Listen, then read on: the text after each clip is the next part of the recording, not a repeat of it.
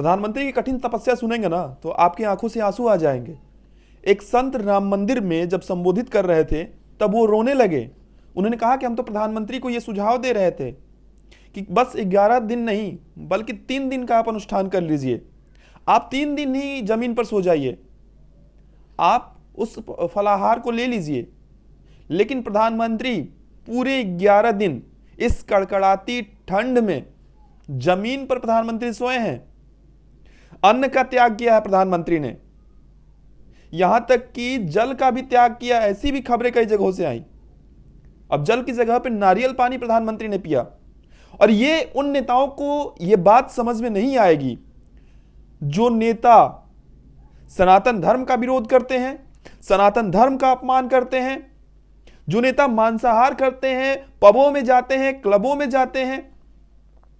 मैं ये नहीं कह रहा हूं कि पबों, क्लबों या मांसाहार ये आपका अलग विषय है, लेकिन अगर आप वो सब चीजें करते हैं और बाद में जब चुनाव आता है तो आप जनेऊ पहनकर आप अपने आप को इतना भक्त साबित करने की कोशिश करते हैं जैसा लगता है कि आपसे बड़ा कोई सनातनी है ही नहीं। मैं इस बात पर कह रहा हूं, पब में सब जाते हैं, क्लब में सब जाते हैं, मांसाहार भी कुछ लोग करते होंगे, लेकिन एक सनातनी जो पूजा पद्धति से जुड़ा हुआ है वो इस तरीके की चीजें नहीं करता है। और अगर वैसे नेता प्रधानमंत्री पर प्रश्न चिन्ह खड़ा कर रहे हैं ना, तो निश्चित रूप से उन्हें अपने आप के अंदर झांक कर देखना चाहिए कि वो किस स्थिति में है।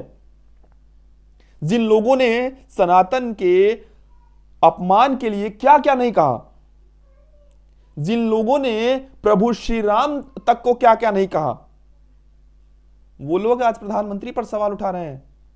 जब संत प्रधानमंत्री के बारे में जिक्र कर रहे थे तो उन्होंने कहा कि ऐसा व्यक्ति पाना और ऐसा व्यक्ति प्रधानमंत्री के पद पर होना यह देश के लिए गौरव का ही नहीं बल्कि सदियों सदियों में एक ऐसा व्यक्ति आता है। और उनकी आंखों में आंसू थे। प्रधानमंत्री के जो होठ है ना वो कपकपा रहे थे, इतने भावुक थे प्रधानमंत्री। ये तस्वीर जो हमने देखी कल, ये तस्वीर अपने आप में बेहद ही खास है। कई लोग जो होंगे वो इस राम मंदिर अभियान के बाद उनका जन्म हुआ होगा, जिनमें से शायद मैं भी एक हूं।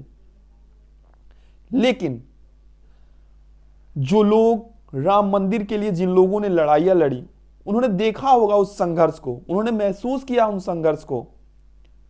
तमाम साधु संत के आंखों में वो आंसू था, वो ललायित थे। और प्रधानमंत्री नरेंद्र मोदी की अगर हम बात करें तो महज 35 मिनट में करीब 114 बार से ज्यादा उन्होंने प्रभु श्री राम का नाम लिया। राम के लिए उन्होंने तपस्या की, इस कलयुग में तपस्या की। आपसे और हमसे नहीं हो पाएगा जितनी तपस्या उन्होंने की। आप इस कड़कड़ाती ठंड में जरा जमीन पर और फर्श पर सोकर देख लीजिए। प्रधानमंत्री हैं वो, क्या नहीं हो सकता था उनके लिए, क्या नहीं आ सकता था उनके लिए। लेकिन प्रधानमंत्री ने ऐसा नहीं किया। प्रधानमंत्री ने सनातन धर्म के नियम को पूरी तरीके से फॉलो किया, यम नियम को फॉलो किया। और उसकी वानगी कल देखने को मिली। जैसे ही राम मंदिर का द्वार खुलता है, प्रधानमंत्री पहुंचते हैं, तमाम लोग भाव विभोर हो जाते हैं। आप लोग क्या कुछ सोचते हैं हमें कमेंट कर जरूर बताइएगा। इस वीडियो को ज्यादा से ज्यादा शेयर कर दीजिए और सनातन धर्म से जुड़ी हर जानकारी के लिए हमें सब्सक्राइब जरूर कर लीजिए इस चैनल को। धन्यवाद।